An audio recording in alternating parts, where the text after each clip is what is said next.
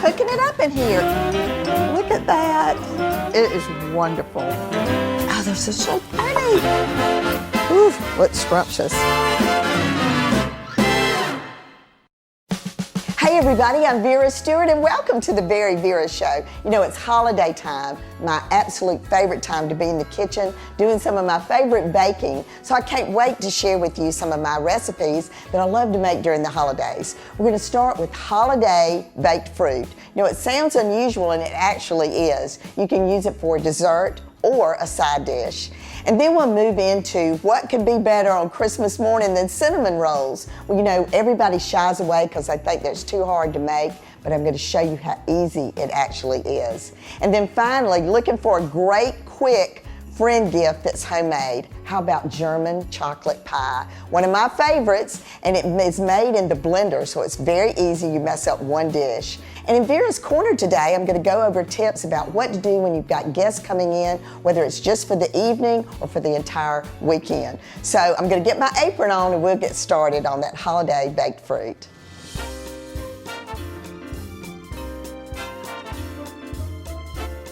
Okay, this recipe is so old, it's older than me, and that's pretty old. But the thing I love about this and what we're doing, working on our next cookbook, is taking the recipes that are old and making them new. This recipe called for all canned fruit. I mean, everything was out of a can. And now we are not doing that anymore. We're doing all fresh. This recipe has taken a whole new life and my family absolutely loves it. So what I've done is I've preheated my oven to 350.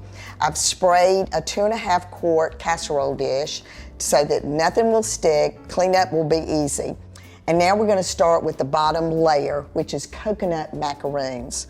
Okay, so back in the day, there was like a little neighborhood bakery that you could just go and get the coconut macaroons. Well, those are gone, but don't worry because the Fresh Market is your neighborhood bakery, and they have the macaroons that are delicious. They remind me so much of the ones that I had as a little girl.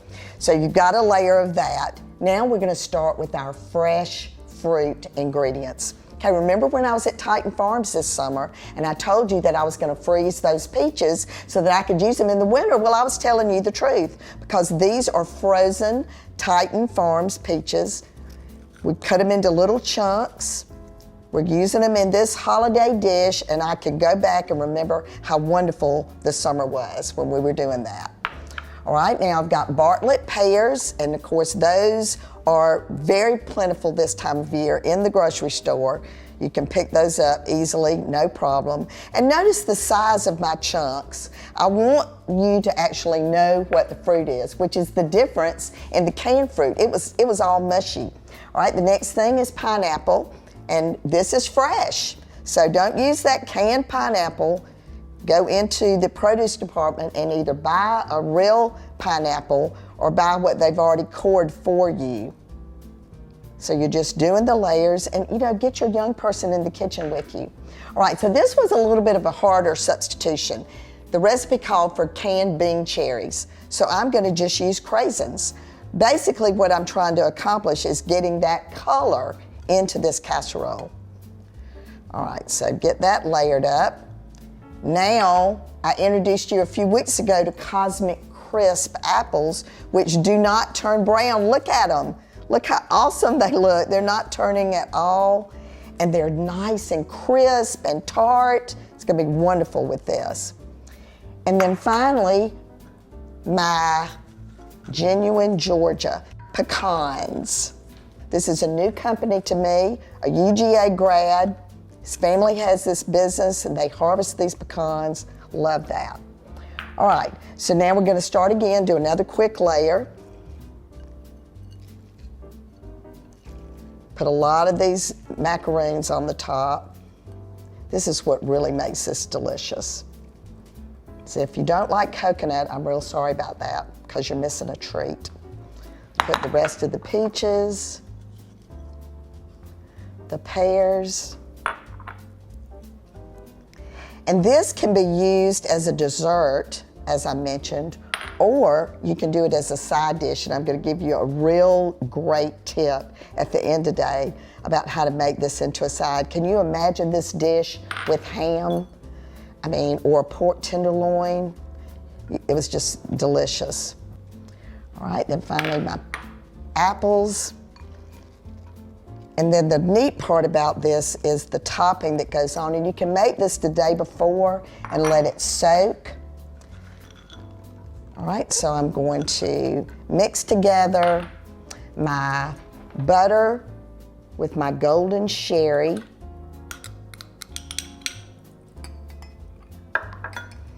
Mix my brown sugar in with the rest of my coconut macaroons. Let's pour this over, and then we'll just top it with the rest of that macaroon and brown sugar. It's going to go into a 350-degree oven uncovered for 30 minutes. So we'll get that baking, and when we come back from the break, we're going to get started on cinnamon rolls. So we got a lot of fun things to do today. Come back with me.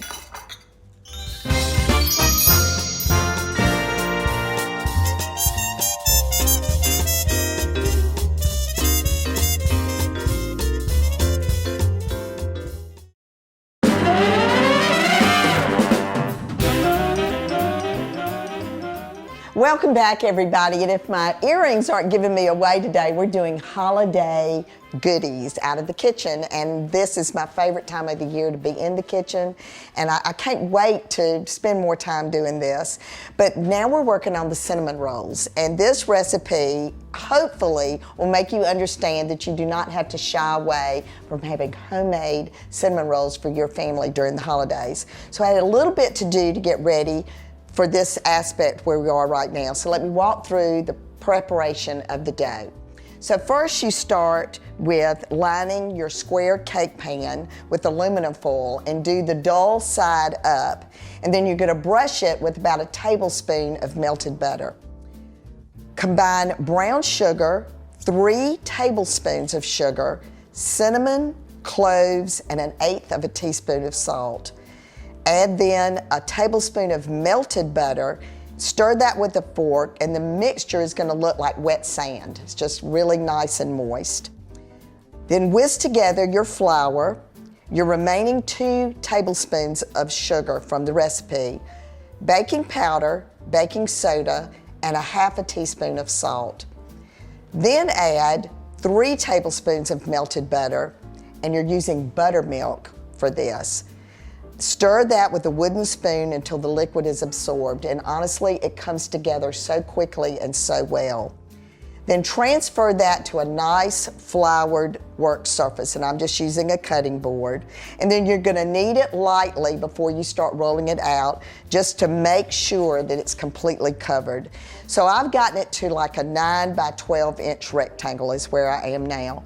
So I'm gonna take the rest of my melted butter, and I'm just gonna really swab the top of this really well with the butter. This makes the filling stick a little bit better. And not only that, it's just better with butter, right? So this is going to make 9 sweet rolls. And I honestly recommend doing it in batches of this one recipe at a time, just because it's manageable and workable. All right, so here's that filling that we made. And I'm just gonna put it all in the center and then spread it out. And this will actually go into the oven that I've preheated as well. Oh my goodness. You know, and the cloves in this is one of those, I think, an unusual part of this recipe. And it's also what gives this such a nice dark color. Because brown sugar, for some reason to me, seems to start getting lighter and lighter these days. All right, so now I'm gonna start on the long end and just give yourself, you know, a little bit of lead time here for that to begin the roll. And then just use your fingers. And I'm actually gonna turn this board this way because that makes it easier for me to do.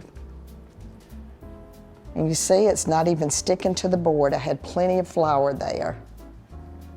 So who said you can't make your own sweet rolls? All right, so if it starts to get sticky, that's where you still got your flour handy. I bragged too quickly. So you're just gonna doctor it up with a little extra flour. Oh, these are so fat and pretty, I love it. All right, so now you want the seam side down.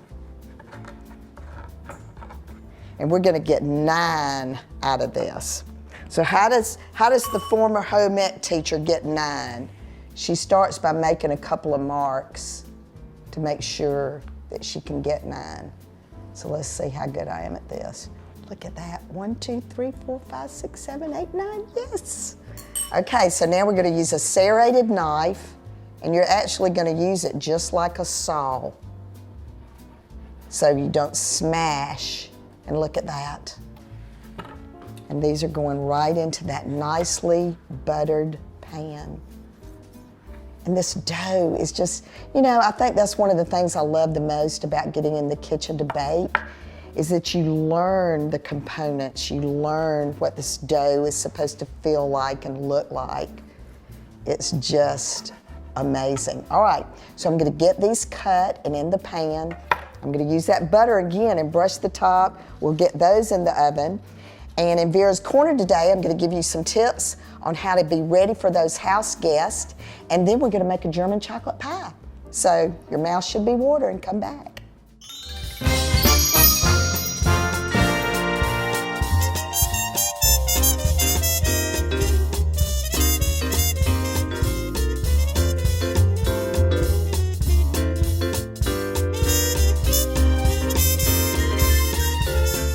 Vera's Corner is sponsored by TaxSlayer. It's your refund, go get it. You know, as we approach the holidays, lots of us will be expecting out-of-town guests, and the thought can be a little bit daunting. So here are some of my favorite tips for what to do when you've got guests coming in. Have a tray of refreshments out when guests arrive. There's a good chance they'll be ready for a snack and a drink when they come in, especially if they've just gotten off a plane. Keep treats out in the open for grab-and-go snacking. Most guests are going to want to connect to the internet immediately, so make sure to have Wi-Fi information handy. A simple card in the guest room is all you need. Help your guests feel at home by making essentials easy to find. Put extra toilet paper and toiletries in an easy to find location so that they don't have to go looking. Have a meal game in place. Depending on whether it's an old friend visiting or a relative just using a room while they're in town, determine ahead of time when you'll be expected to be sharing meals and when your guest is on their own. Keep a power strip by the bed so that they will have enough outlets for all of their gadgets. Leave a carafe of water and some glasses by the bed in case your guests need a beverage to take medicine at night. This keeps them from wandering around in the kitchen before bed. Finally, I love to put out flowers wherever I can.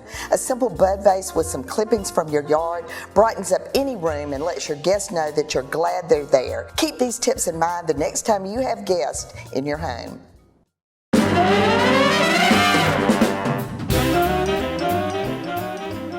Welcome back, everybody, and I have gotten those cinnamon rolls out of the oven. They smell amazing, and they need to cool for about 5 minutes, and then you do a wonderful buttermilk glaze to go on top. So that's cream cheese, powdered sugar, buttermilk, and a splash of vanilla, and just mix that up and just pour that all over those cinnamon rolls, and they're just gonna be scrumptious. You'll see them in just a few minutes. All right, so now to the German chocolate pie. You can make this in volume. I'm telling you, you can go on and on and on with this. So this is another recipe that's old that I've decided to make new again. So the original recipe called for regular pie crust. But my mother-in-law used to make a pie crust for lots of different pies that used oatmeal, brown sugar, sliced almonds, and butter. Well, actually, she used margarine, and that's what we're gonna use today. So we're gonna just mix this together. And the reason I like this for the German chocolate pie instead of the original recipe is it has a little bit of a crunch to it. And it's just unexpected. It just makes your pie different from everybody else's pie. So just mix all of these together, and you're gonna use not your deep dish, but your regular pie pan to prepare this, and you don't even have to bake it. It will bake when the pie is baking. So just get everything mixed together, and we're just going to press it into the pan with a spoon. And I'll let that margarine come to room temperature, but if it's not quite moist enough, you can just zap it for a few minutes in the microwave. Okay, that looks pretty good. Let me go ahead and pour it into the pan, and we'll get that slid around. All right, so it makes a thick crust, but man, it is so good. It's not one of those where you're gonna see people leaving the crust on the plate. So now let's just take the spoon and kind of go around on the edges with it. All right, so everything else, as I said at the opening of the show, goes right into your blender, and I love my Wolf blender. We'll just put it in there real quick. We've got sugar, flour, cornstarch, we've got Hershey's cocoa, and salt. We've got 2 eggs, whoop, and we've got vanilla. All right, so I'm gonna blend that.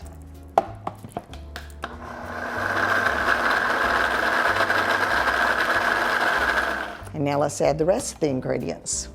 We've got milk, melted butter, coconut, and pecans. So definitely a holiday pie, just the sound of those ingredients. And you just want to blend this until you don't see any of the components.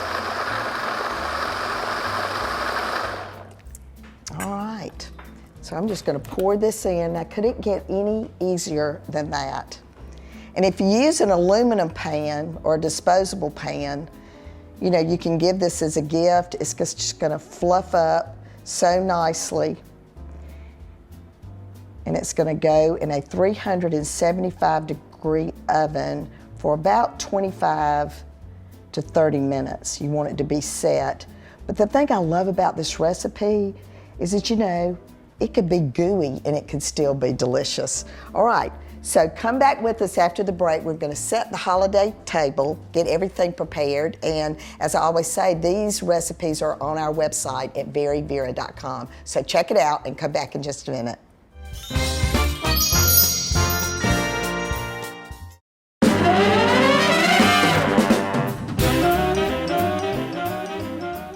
Welcome back, everybody, and what can I say other than happy holidays? I'm so happy right now, and hopefully all of these dishes are going to end up on your holiday table. So this is a glimpse into what the next cookbook is going to be all about. I've taken old recipes out of that wooden recipe box and thought of ways to create them to be more like the way that I cook today, and things that I love to emphasize with all of you, our viewers, during the Very Vera show.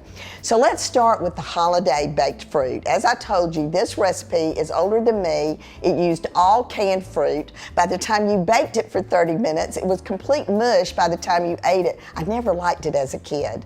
But what I've learned is that we can make this with all fresh fruit. And whether it's fruit that I have frozen, like the Titan Farms peaches, or the fresh fruit, the Cosmic Crisp apples that don't turn brown, all the way to fresh pineapple and the pears that are in season this time of year. This bakes for the same length of time, but you see the actual fruit, you get that crispness if it needs to be there, but there's so many things that you can do with this casserole. It can be a dessert with a scoop of vanilla ice cream on top right out of the oven. It can be a side dish for brunch with just as it is, but I love it as a side dish with ham or pork with the Stripling's hoop cheese, that sharp cheddar on the top. Great recipe. Then we've got the cinnamon rolls. This recipe is so easy. I hope you have found today that you're going to give it a whirl. You're going to realize that you can make your own sweet rolls. When we got it out of the oven, we poured that glaze on the top. These things are delicious. They can freeze. They can be a friend gift. They can be eaten up on Christmas morning. And then the German chocolate pie. You can make this in volume. You can make lots of the pie crust. You can do more than one recipe in the blender at a time of the filling. It is just beautiful, and even if the crust kind of crumbles, when you put that whipped cream on top, use those crumbles as a garnish and everybody will think you planned it that way. So let me speak to the table. This is Hester & Cook. Their line of holiday products is amazing. I love the Nutcracker. I love everything about it, from the place cards to the runner that we did down the middle, all the other components. And this is actually our daughter Curry, who was in the Nutcracker many, many years ago. I did the place card with her name on it, but my granddaughter Lucy was in the Nutcracker this year. So we really love to bring the Nutcracker back and what we're doing for holiday. And remember, don't forget about the urban garden prints that are behind me that I decorate in my kitchen.